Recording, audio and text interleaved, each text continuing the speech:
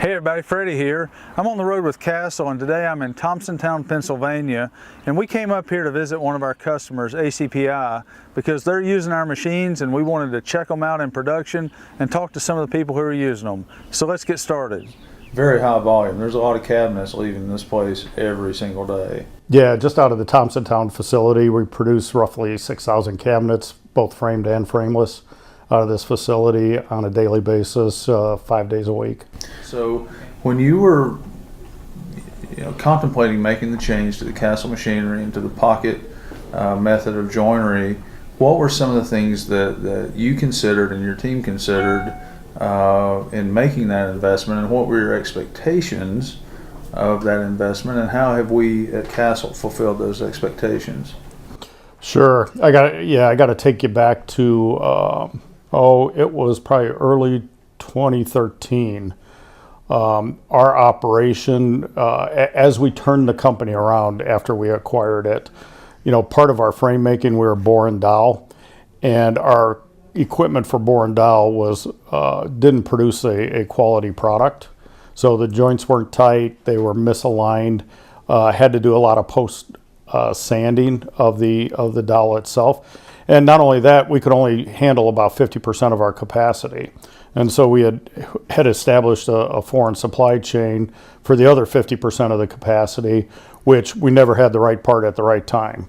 So basically we put together an entire project plan, and part of it was going to the pocket mortise and get rid of the bore and dowel equipment. So not only did it save a large amount of space, it eliminated the amount of work in process that we had in the plant at any point in time, and it completely eliminated a foreign supply chain, which allowed us to liquidate roughly $1.4 million of cash tied up.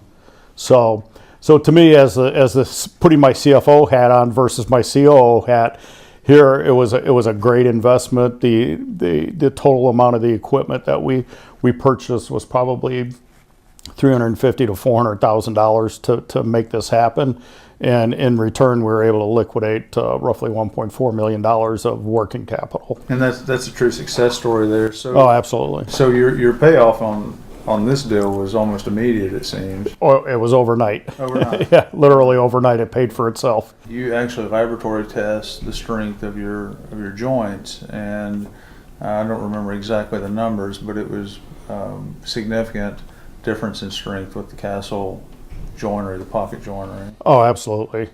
Yeah, no, and in our business, we're delivering furniture, so we do, and furniture gets damaged.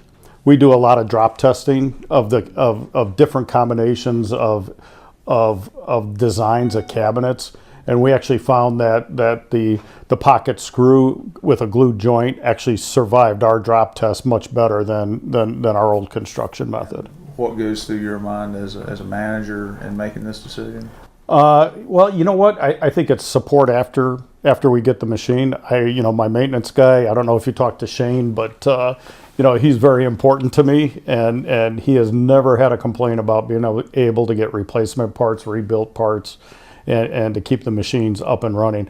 I mean, you see, we run 24 hours a day, and those machines got to run. And you saw the number. I can't even imagine. My guess was we probably put in between 35 and 40,000 screws a day.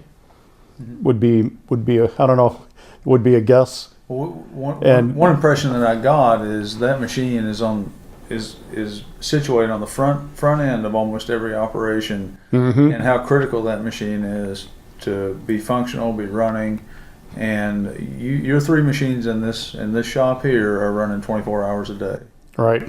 And I think it was Jim who told us that probably over 1 million screws a year. Oh, easily. Yeah. If you figure 6 to 10 screws per frame, and we're building 5,000 frames a day. It's a big number. Yeah, it's a huge number. I think it's more than 1 million. Yeah, probably more than So the benefits that I see here is we've reduced the amount of labor by 20% in the frame department. It's allowed us to go from we've actually 32% productivity improvement is what we've seen by the use of the equipment. So I absolutely love it, and I've been a proponent of it from the very first time that I used it. And we're producing a cabinet every 17 seconds, pretty fast. So There's a lot of stuff going out the door. well, if you think about it from a reliability standpoint, every 17 seconds. So if you have a mishit on a face frame, and you're not producing a face frame within that same tack time that your final assembly is going to run, it's it kills you, absolutely crushes you. Cabinet plants run in sequence. They've got to stay in sequence. That's how they run.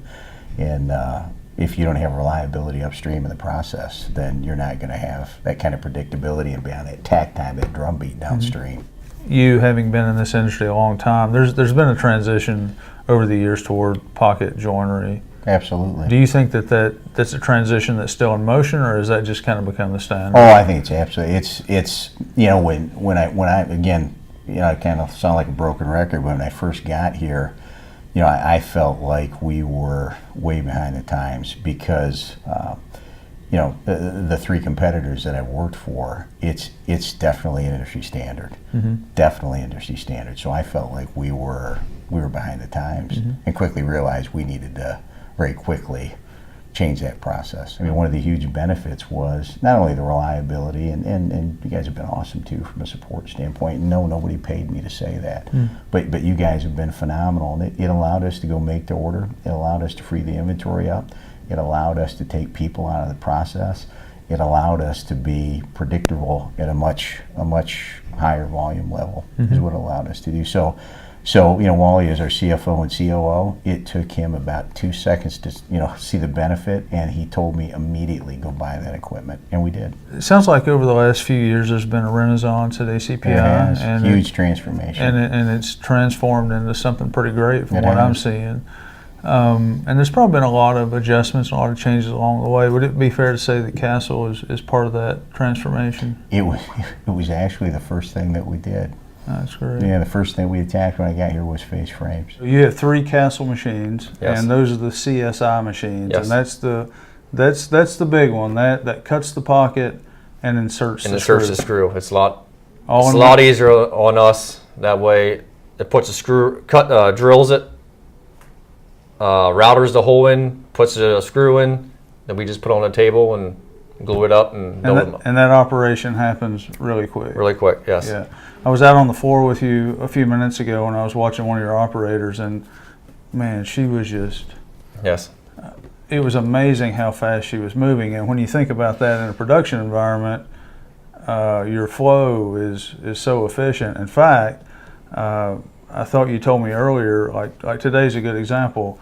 Your department is ahead of the rest of the production. We are the beginning of the department, and if we're not on, nobody else is on. So we have to make ourselves on. So 1,400 or 1,500 frames in a shift? Or? Yes, in a shift. Okay, and you run We run 3 shifts. 3 shifts. So that leads me to this question. Is that Castle machine running continuously? It is running 24/7. Just one after another? Constant, yes. One after another. Yes.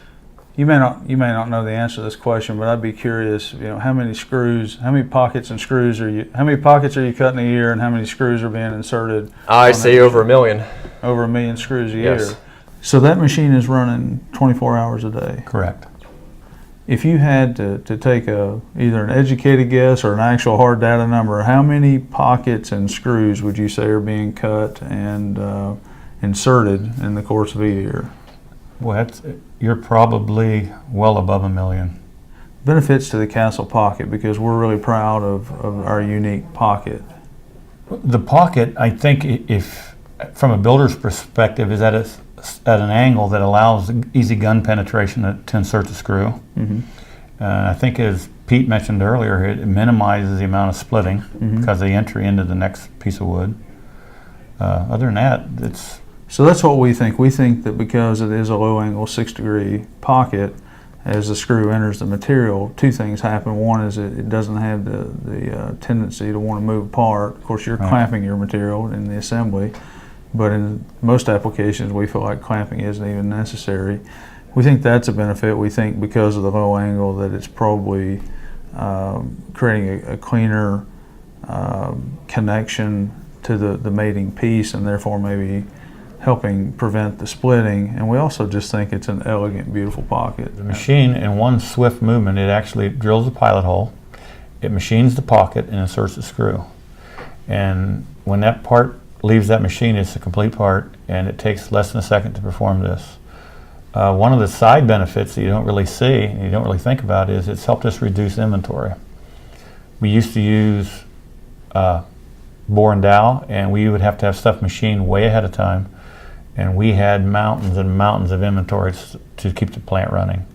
Now it's like a just-in-time delivery. You make the part, build the frame. And how you benefited by moving to the Castle Pocket and the CSI machine? Well, not only by reducing inventory, we've also improved our quality. We got a tighter fitting joint.